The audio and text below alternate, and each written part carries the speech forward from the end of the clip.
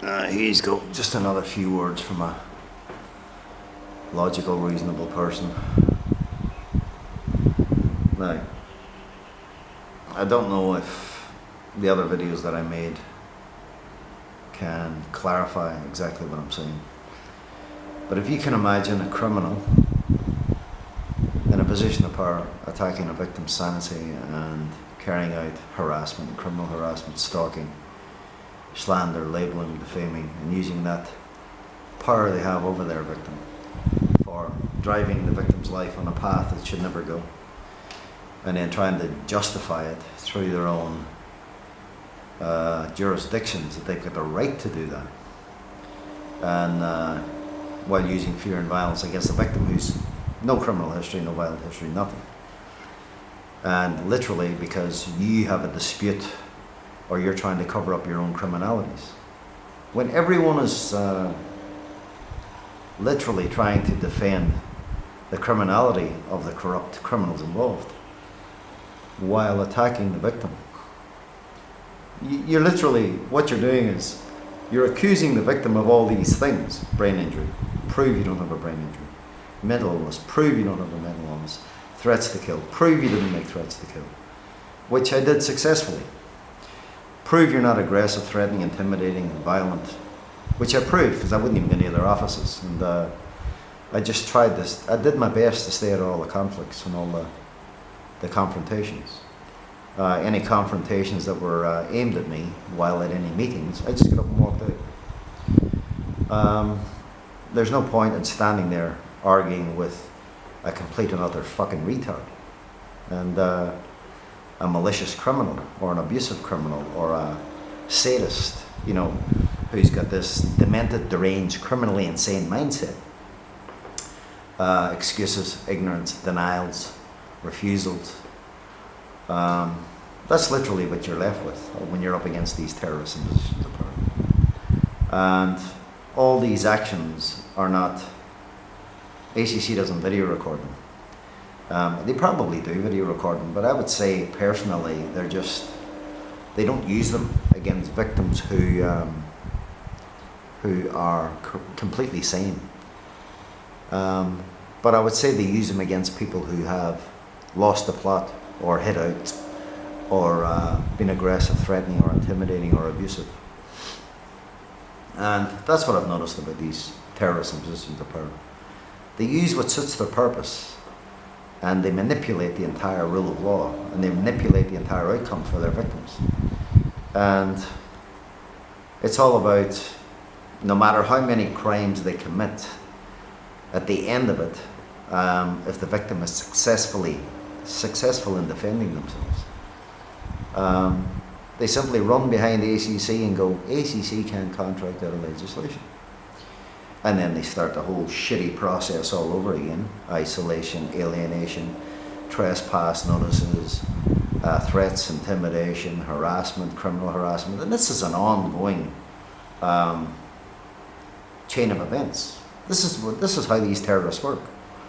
And that's why we're in the biggest criminally blackmailing, criminally holding to ransom situation known to man. Because the government set it up that way.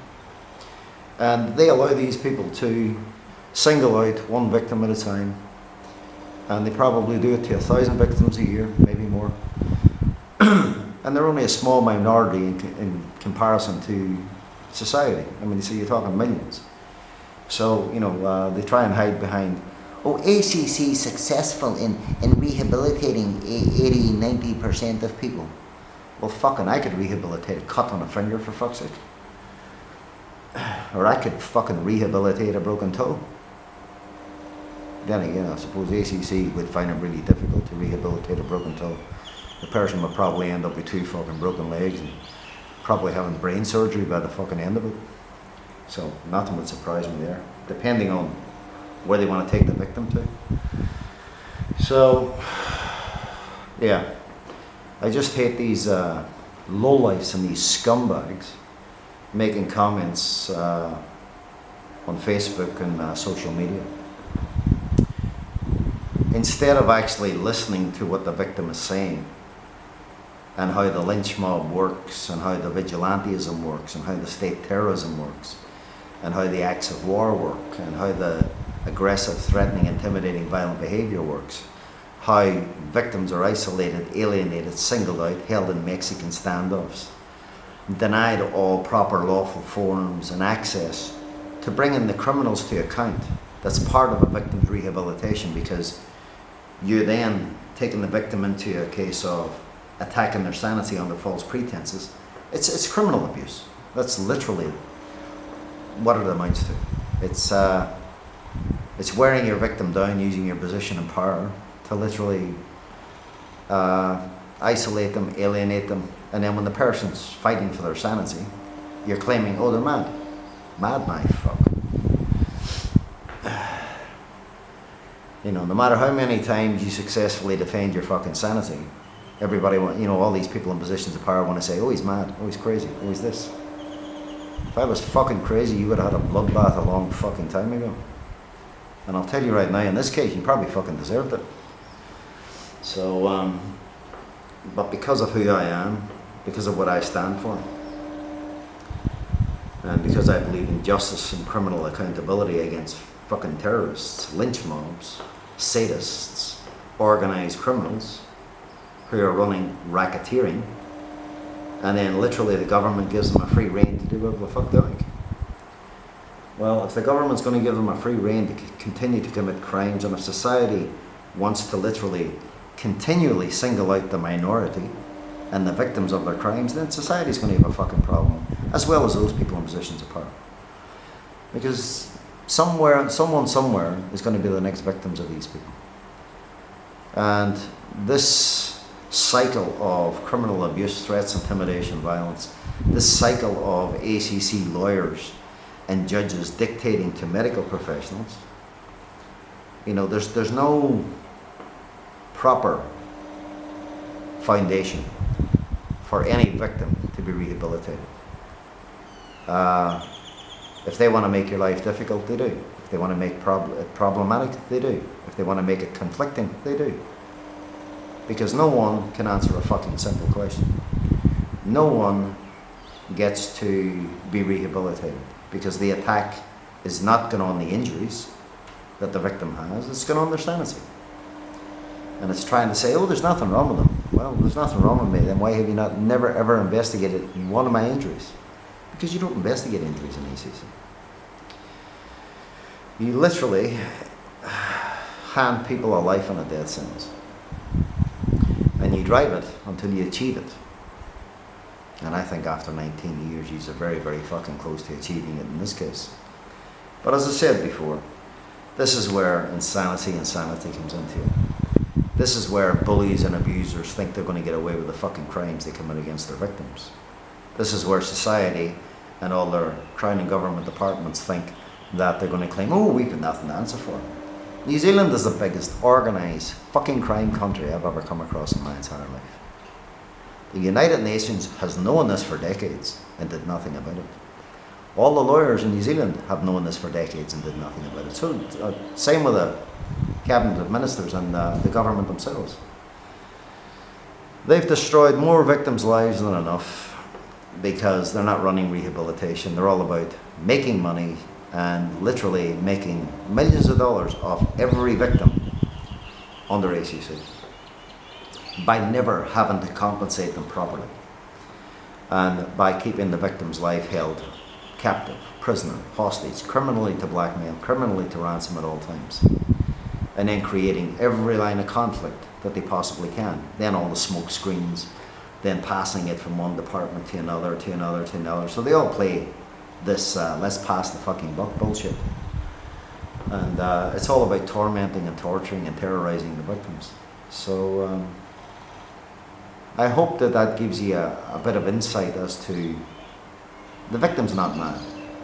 The people who are running it are criminally fucking insane. The people who are making money for writing up fictitious reports are criminals. They're just paid, hired thugs. And none of them are ever brought to account to explain themselves or their reports, or the reason that mountains of information and evidence is missing from their reports.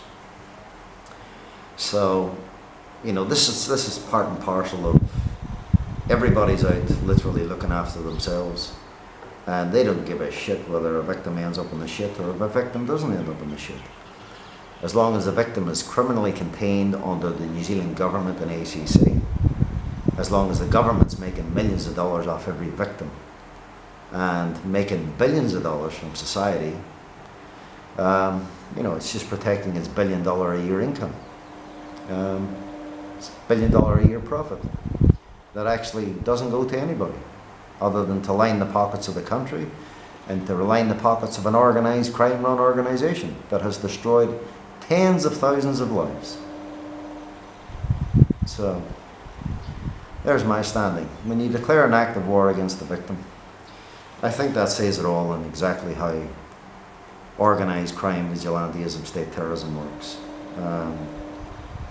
You wear a victim down on all levels, mentally, psychologically, emotionally, physically, and financially. And you create conflict after conflict after conflict. You bring different person in, different department. And you just keep fucking around. While the criminals involved committing these crimes remain in positions of power, getting hundreds of thousands of dollars of income per year, while committing these crimes or employing other people to commit these crimes against other victims. So, as I said before, if I had the money to put them all behind bars, I would certainly be able to put cabinet ministers and prime ministers, MPs, even judges, even lawyers, even medical experts and specialists. They would all have to answer for the criminal intent behind their actions, because the New Zealand education system is obviously fucked. Because there's not one of them that have a clue about fucking psychiatry if it bit them in the fucking arse. They wouldn't know how to psychoanalyze a toothache, for Christ's sake. They're okay at asking 20 questions, the same question 20 different ways. But as soon as you ask them one question, they get no fucking answer. They're fucking clueless. And the same goes for the cops. I mean, they say, I've asked for, how many meetings have I asked for with top cops to discuss my case? Every one of them ran a fucking mile. Why? Because they're all fucking criminals, and none of them want to be sitting in front of a video camera answering my questions. Because they can't. They can't deny that crimes have been committed against me. They can't deny that they were involved in crimes against me.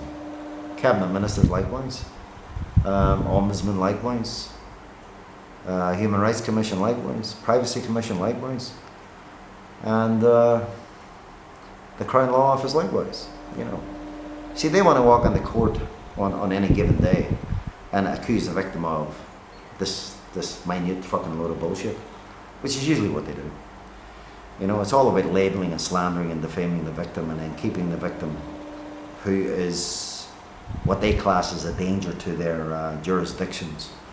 They don't like problematic people who, as they class as problematic people, who they're fucking screwing over through their extremist behaviours and actions. But they'll take you into court and they'll try and find you guilty of the minutest fucking thing, and then try and hold you criminally to blackmail and ransom for the rest of your life, and then throwing it up in your fucking face every time you open your mouth. And you're probably innocent. 99% of people are probably innocent of it.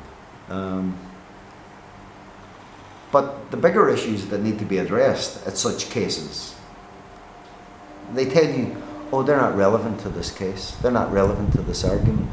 Oh, they're a different matter. These people are fucked in the head. They're singling out one little issue at a time and attacking their victims with whatever they can attack them with. And they're fucking the victims over every step of the way. That's organised crime. And they're not bringing criminal charges against themselves when they're involved in the crimes that they're committing against their victims. New Zealand is not a democracy, people. It's a mafia of organised criminals. It's a lynch mob that's used as a lynch mob. I'm not saying they don't protect and serve in certain situations, but when it comes to Crown and government departments, when it comes to themselves, when it comes to ACC, it's a one-sided affair. And it doesn't matter what the truth is, it doesn't matter what the evidence is, it doesn't matter what the facts is. It's what they can fuck their victims over with. and what they can try and all the fucking shite they want to feed some jury. And I've sat in 2 trials. In both trials, I sat and I listened to Coratia Seymour and Shane Page commit perjury time and time and time and time again. And I watched David Hoskin, my lawyer. I gave him about 50 questions to ask. He didn't ask one of them. Not one of them. You know, he asked his own questions. He should have asked the relevant questions. He could have had them up for entrapment about 50 times over. But as soon as he seen them committing perjury, sorry, he could have had them up for perjury about 50 times over. But as soon as he seen them committing perjury, he veered away from it so they wouldn't commit more perjury. That's fucked in the head. That's the same lawyer who threatened me not to testify at the trial, at the High Court trial. I'm supposed to sit there and let 2 proven habitual compulsive liars take the fucking piss out of me? Are you kidding me? And not tell the people what I have to say? And not let them know the experiences that I had? Oh, fuck you, man. I was being set up, and he was aggressive and threatening and intimidating at the time. And yeah, I don't know why I let him stay on for the alleged fraud trial, but you know, I should never have fucking let him stay on for it. But it's like starting again. It's just, there's no end to it. And anyway, I wasn't guilty of any of the charges, and it wasn't for the fucking lack of his fucking trying to get me found guilty of them. That's my view of it. If I hadn't testified, I'd have been fucked from what he had to say. But you've got no control about what's said in a trial. It's like watching a fucking movie that someone else has just written. There's no fucking truth in it. It's someone else's demented, deranged, delusional, criminally insane fucking point of view, to be honest. My case would make a great fucking movie, I can tell you. It would show you every angle of corruption and criminality within the New Zealand justice system, and how these criminals work, and how they destroy information, and how they literally all gang up against one victim, so they can literally criminally contain a victim's life and tell the fucking world they're running rehabilitation. They don't run rehabilitation, they run organised fucking crime and racketeering. And when you take a victim's life away from their injuries to that of trying to address invented injuries that don't exist, that's just criminal abuse. And that's just criminal provocation. That's just torment, that's just torture. And that's what McGreevy did. And that's what all these people that he paid did. So it doesn't really matter how far you go and all the rest of it. The fact remains, the government denies anybody the lawful forms for addressing it. Now, let Alice Duffy explain why all that fucking information is missing from her fucking report. But then again, after the Queen's Counsel investigations had finished, the matters got 1,000 times worse than they were before the Queen's Counsel investigation. So that's another part of the corruption and criminality of those involved. So anyway, yeah, I think you now all get the gist of what happens. Once the crimes are committed, it's the victim who has to prove otherwise while they're being held criminally to blackmail and ransom. And everybody wants to say, oh, they're mad. But it's not. It's the biggest criminally blackmailing, holding to ransom situation known to man. And it's all misfeasance in public office by those involved, because they're knowingly committing their crimes, and they're knowingly obstructing and perverting the courses of justice for the crimes they're involved in. And they're knowingly committing criminal blackmail and racketeering through ACC. So, anyway, that's enough.